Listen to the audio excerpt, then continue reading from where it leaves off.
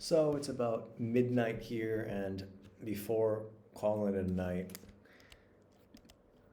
I thought I'd make quite a different video today. I just spent the last however many hours um, working on a new government contract that I'm bidding on, healthcare staffing contract that I'm bidding on. More about that in the future. But aside from business and entrepreneurship, um, another thing I'm really passionate about or interested in, passionate, whatever, I don't know if passionate's the right word, but another thing I spend a lot of time on is just general learning, a lot of literature, languages, philosophy, history. And so I thought what I might do is just give you some sources of some of our best ideas and thoughts and pieces of our history and literature and philosophy and things that, if you went to a proper school, you wouldn't have been able to graduate without at least having some base familiarity with. And I say that as someone who did not go to a proper school and figured this stuff out later in life and continues to. So we'll start with a core text. Homer's Iliad. I'm just going to assume you've got some basic familiarity. I don't want to make these huge introductory videos, and I'm not the right person to do so. There's so much content online that already does that. I'm just going to go straight to book 9 and read this for you and talk just a bit about this passage, which is beautiful. I'm actually kind of memorizing it because it's such a wonderful passage.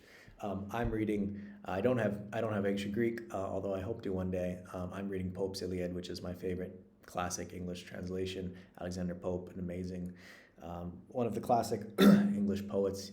I guess he's quite out of favor now. But let's see, he's 1688, so 17th, 18th century poet. Just incredible. The whole thing's in these couplets of iambic pentameter, and yeah, it's an incredible feat of translation. Yeah. Okay, book 9 is a low point in the story for the for the Greeks, and the Achaeans. Let's see here. So Troy has really turned the tide against the Greeks, and again, it's a low point. All right, so in the middle of this low point, we have the king calling essentially for this collected Greek army to disperse and save themselves while they still can and go back home and just enjoy peace, because these 10 years of war have been futile, right? We're 10 years into the war here, this siege of Troy. And then we have one of the chiefs who's one of the most distinguished of the warriors throughout the Iliad, speaks up and speaks his mind. And then we have another one of the chiefs who's kind of the old and wise, distinguished member of this host of this army, and then he speaks his mind. So we have three speeches essentially that Homer puts in the mouths of these different Greek heroes.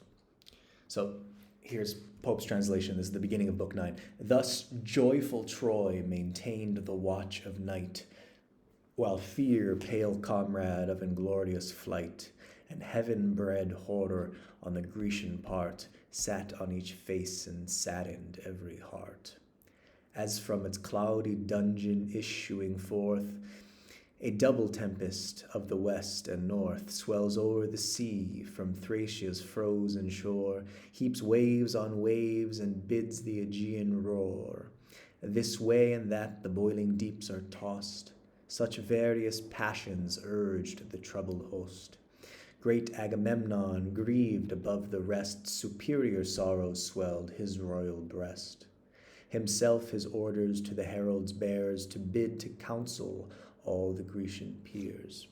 But bid in whispers, these surround their chief in solemn sadness and majestic grief. The king amidst the mournful circle rose, down his wan cheek a briny torrent flows. So silent fountains from a rock's tall head in sable streams soft trickling waters shed. With more than vulgar grief he stood oppressed, words mixed with sighs thus bursting from his breast. Ye sons of Greece, partake your leader's care, fellows in arms and princes of the war.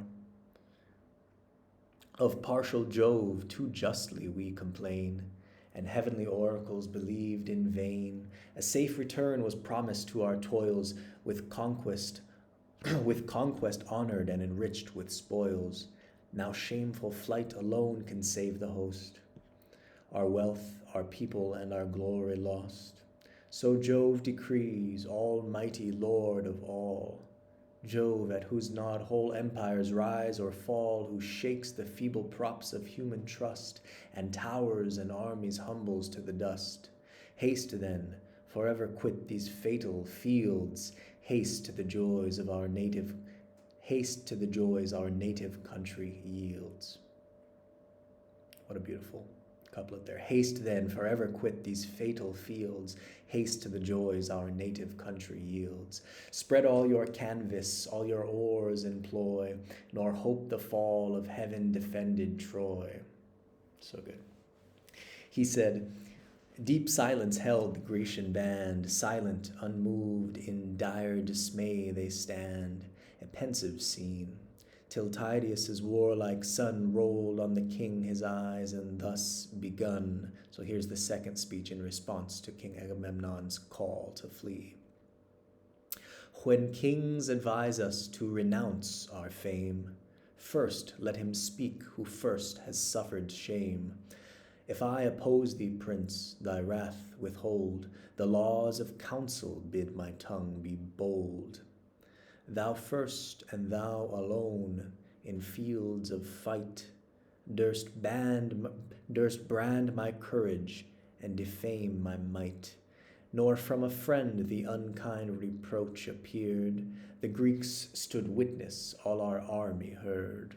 The gods, O chief, from whom our honors spring, the gods have made thee but by halves a king. They gave thee scepters and a wide command. They gave dominions over the sea and land, the noblest power that might the world control. They gave thee not a brave and virtuous soul. Is this a general's voice that would suggest fears like his own to every Grecian breast? Confiding in our want of worth he stands, and if we fly, 'tis what our king commands. Go thou inglorious from the embattled plain, ships thou hast store, and nearest to the main, a noble care the Grecians shall employ to combat, conquer, and extirpate Troy. Here Greece shall stay, or if all Greece retire, myself shall stay till Troy or I expire. Myself and Sthenelus will fight for fame. God bade us fight, and 'twas with God we came. He ceased. The Greeks' loud acclamation rise, and voice to voice resounds Tydeus' praise. Wise Nestor then his reverend figure reared. He spoke, the host in still attention heard. Here is the third and final speech. This is wise Nestor, in response to both the king's call to flee and now this young warrior's call to renounce the king. O truly great, in whom the gods have joined such strength of body with such force of mind, in conduct as in courage you excel, still first to act what you advise so well. These wholesome counsels which thy wisdom moves, applauding Greece with common voice approves. Kings thou canst blame, a bold but prudent youth, and blame even kings with praise, because with truth. And yet those years that since thy birth have run would hardly style thee Nestor's youngest son. Then let me add what yet remains behind, a thought unfinished in that generous mind. Age bids me speak, nor shall the advice I bring distaste the people or offend the king. Cursed is the man, this is the best part, cursed is the man and void of law and right, unworthy property, unworthy light, unfit for public rule or private care, that wretch, that monster that delights in war, whose lust is murder and whose horrid joy to tear his country and his kind destroy. This night refresh and fortify thy train. Between the trench and wall let guards remain. Be that the duty of the young and bold, but thou, O king, to counsel call the old. Great is thy sway and weighty are thy cares. Thy high commands must spirit all our wars. With Thracian wines recruit thy honored guests, for happy counsels flow from sober feasts. Wise, weighty counsels aid a state distressed, and such a monarch as can choose the best. See what a blaze from hostile tents aspires. How near our fleet approach the Trojan fires.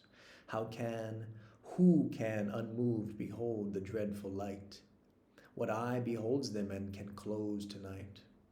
This dreadful interval determines all. Tomorrow Troy must flame, or Greece must fall.